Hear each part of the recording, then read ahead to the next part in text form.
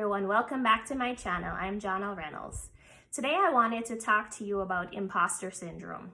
Over the last few weeks, I have been reflecting on what this concept means and how it has shown up in my life and how it has certainly kept me from truly experiencing what it is that was set before me, like opportunities and wonderful experiences. So what does imposter syndrome really mean? So it's that feeling that comes over you as an individual when you're in whatever context and you feel like you're a fraud, like you don't belong, that this space is too good for you. And it's generally, according to research, underrepresented groups are more than likely to experience such feelings, particularly Black women. And when we think of the professional setting, we see it showing up more than ever. So of course you can experience feeling a fraud or not, like as though you don't belong in all contexts, from within your family to, any sort of community or group setting to your place of work. Oftentimes, it has the deepest impact in our places of work because, first of all, we're being paid to do the job. We want to have a work environment that would help us to thrive and to be the best version of ourselves within that context. And of course, for us to be able to be promoted and move to the next level. So some of the ways that imposter syndrome can show up are either, you've gotten a new promotion. So you have the credentials, you have the expertise, you have the experience, and there are people who are like, yes, they have vouched for you. That's why you now have this position. And yet, while you're in your role, you find yourself second guessing the ideas that are coming to your mind. You're sitting in a meeting, everyone else is talking, and it seems like everyone knows more than you, or you shared one idea and it didn't land well, or it was looked over, and you internalize that as you suck, or you're not good enough, or you start to question, do I really belong here? It becomes even more difficult when you are the only person in the room that looks like you, whether it's your race, your gender, your religious background.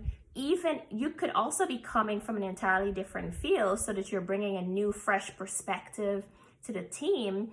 But because the other people either have a long-standing relationship or they've been doing the job for so long that they have shared language, and you're new to the team and you're still trying to figure that out. When that happens, it is not hard for us to imagine that someone would feel left out, can feel like an outsider, can feel like what they have to bring to the team is not rewarded, is not appreciated, is not even thought of as important. And when people around us operate in a way that make us feel that we're not part of the group, it is very easy for us to internalize that and to feel, yes, I agree with, whatever messages that have been sent my way.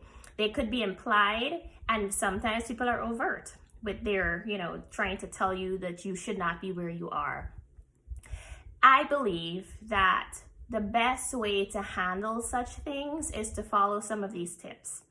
So I think it's important for you, when you start to feel yourself questioning whether you should be in a space, whether you should be a part of the conversation, whether you're good enough, whether you're talented enough, I want you to really think about what context, what is happening in that situation whenever these feelings come up. What is going on for you? Get a notebook, make a note every time it happens so that you can start to identify the patterns. Because sometimes it could just be a situation where anyone could just feel like, oh shoot, I answered a question wrong, or I said something that was completely silly, and I feel, oh my gosh, how could I do that? It's not a reflection of who I am or of my expertise. If that's a one-time occurrence, that is completely different from when the imposter syndrome has taken a hold of you. So one, you need to know what the contexts are when these things happen. And then I want you to think about, what are the messages that are playing in your head when you are in these situations? What's the self-talk that's happening? So for example, For myself, let's say if it's work related, it might be, well, I don't have the credentials that such and such has. And maybe if I had that, I would know the answer, or I would be respected more, or I would just be a better fit. So those are some of the things. Or it could be even worse. Why am I even here? I'm not smart enough. I'm not talented enough. I'm a woman. Why would anyone take me seriously? Or some of those messages could also come not from this current situation. It could have come from past experiences where your ideas, your presence has been dismissed. People have intentionally and unintentionally made you feel as though you were the outcast, the scapegoat, not good enough, underqualified, you don't fit, because there's always that in-group, out-group sort of scenario wherever you are. It's either you're part of the clique or you're not. And so some of your past experiences, whether it's at the same organization or family experiences or whatever, that you might be hyper vigilant for looking for confirmation of those messages that you're not good enough. And that's called confirmation bias. So sometimes we are looking for confirmation that we are not good enough. But there are other times where we are good enough, or even better than good enough, but because of the particular context that we're in, it makes it very difficult for us to be authentic and to really live our best life. So again, this is the time to really start to take note of the messages of the self-talk that's happening in these situations. What are the messages that are specific to you? We might have messages in common, but because we're all coming from very unique spaces and experiences, there might be one message that is consistent and perhaps could be traced back all the way to your childhood. And then there's others that just started recently because one particular person said something. So one, you are thinking about the context where you experience the most feelings of feeling like you're a fraud or you're an imposter. Then you identify what are those messages that you're hearing. 3, then I want you to differentiate, put those messages that you're hearing into 2 boxes. One box is the messages that you personally believe. This is something that you've carried for a long time, your own self-beliefs. So oftentimes those messages are deeply rooted and have been there even outside of this context. Then the other box, I want you to focus on where are those messages coming from. Oftentimes they're attached to messages that you've received from outsiders. So if you're a church or some sort of religious institution, there might be people who are based on their snide remarks, their comments, their facial expressions that might make you feel like you don't belong, or you're not godly enough, you are not the right fit for here, you should not be in whatever position that you have, because you don't fit into the box that they have created and believe that you should align yourself into. In a work context, it could just be people that are, in those cliques, right? They're dropping snide remarks about how did you get your job? Or why would they hire you? Such and such person should have gotten that job. Or you should have had a particular degree or specialization to be able to thrive in this job. So there are 2 different things. So there's the messages that are coming from the people within the context that you're feeling these feelings of like you don't belong. And then there are those that are long-standing that have sort of grown with you, that have become a deeply held beliefs and that are shaping who you are as a person. So you're differentiating your long-standing beliefs with those that are externalized messages that you have started to internalize as truth. Then I want you to, for the messages that are deep-rooted, I think it's important for you to talk to trusted friends. As a clinician, I would recommend that you go to therapy, because those messages, especially if they're playing a big part into how you see the world and to how you operate in the world. I think it's important for you to do the self-work to help you to, one, understand where those messages are coming from, understand how they're impacting your life, and then get the tools and strategies in order to overcome them. As for those externalized messages, I want you to remember that not everyone is your biggest fan. Not everyone has your best interests at heart. There is jealousy, there is envy. There are people who will choose not to like you for whatever reason. It could be because it's an ism, so racism, sexism, all the other isms that exist. And you're always going to encounter people who are not going to like you for whatever reason. And so you have to then decide, are you going to allow the people that do not have your best interest at heart to dictate and control how you operate in the world, in your environment? Or are you going to reject those messages by replacing them with messages of your own? And this is where we launch into number 6. It's important for you to have a support system. It's important for your support system to include people who know you well, to include people who can be your cheerleaders, to include people who could give you constructive feedback, to include people who could remind you of all the other times when you overcame, remind you of those situations where you doubted yourself, where you felt like you didn't fit in or you didn't belong, and they could remind you of how you overcame that. And in this support system, it's not just family and friends, right? You need to also have allies in the very context in which you're experiencing some of this. So for example, if in a work environment, it's important for you to have 1 or 2 people who you are building relationships with, that you can have authentic conversations. It doesn't mean they have to be your best friends, but certainly trusted colleagues where you can talk about some of your experiences. And I would suggest having someone who's a peer and having someone who's a mentor, meaning someone more experienced in the field.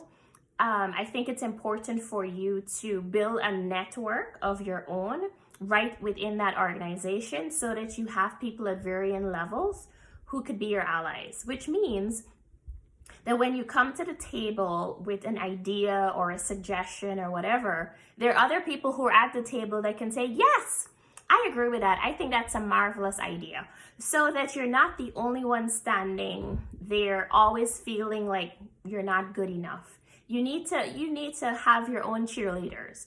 And of course, with your mentor within that context, then you can really have conversations about the culture, the work culture, understanding, what are some of the nuances that are implied, but because you're new to the environment or because you have not become heavily steeped within the environment, that you have lost some of that ability to understand what's happening. And so hopefully your mentor is someone who is well positioned to guide you, so to help you also to differentiate when some of the feelings that you're having are legitimate and some of them it's your own negative self-talk that's keeping you from, really flourishing in that environment. Now, it is important to note that there are some environments that are just toxic. If you're in a very toxic environment, where it's beyond your own, self-talk, but it's just hateful, the people don't get along, they spend a lot of time gossiping and backbiting and doing the types of things that would keep productivity from really where it needs to be, and you just don't have peace of mind, then I would recommend that you start looking for a new environment, because that's entirely different from having imposter syndrome, feeling like you don't belong. You really don't want to belong in a toxic environment. So that's also something that you should be thinking about. Is the environment so negative, so toxic that is also contributing to how you're feeling? But if it's not a toxic environment and has more to do with how you're feeling within that space, then I think some level of self-work. And of course, right, in order to feel like you belong, like you fit in, you have to have relationships. You have to build a network. And for some of us, as an extrovert, building a network is a lot easier for me because I will seek people out without being prompted.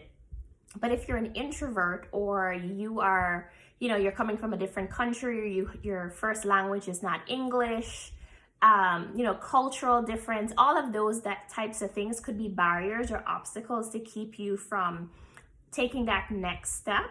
But perhaps you can start by building connections outside of the immediate space where you feel the most uncomfortable. And that's why I'm saying, if you have a mentor, then your mentor could help facilitate connecting you to other people. And it's also important to have a peer, right? So that whichever context you're in, you can thrive because you have at least two people who get you. You have at least two people who could bring a smile to your face and help you feel positive. And of course, you don't want these people to just help you to wallow in the negativity. You want constructive feedback, you want support, but you also want them to push you, right? To scaffold you into finding a sense of belonging. And so I encourage you to, again, really reflect on, the context that you're in when you have these negative feelings, the types of messages that are coming your way when you're feeling like you don't belong, like you're a fraud, like you're an imposter, and then differentiate what are some of the deep-rooted messages that you have believed over the years versus those that are coming from the people that are in the environment where you're having the most trouble. And then, of course, right, you go to therapy, you do the self-work in order to help you to be better, right? To have a better understanding of yourself, and then to be better able to control and to counter those feelings as they come up. And if those messages are coming from the outsiders, you reject them and you choose to replace those messages by facts, right? Those facts are, what are your credentials? What are your experiences? What are you bringing to the table? And what are the positive messages that you're getting from the people that you're helping, whether in this current environment or in the past? So I want you to focus on fact rather than, those emotional moments. And, and the best way to help you, so it's not just a me journey, have a community of support, and of course, make sure that you have allies in the environments and contexts that you struggle the most. So I hope this was helpful for you today. If you would like to hear more videos and topics like this, like and subscribe my YouTube channel.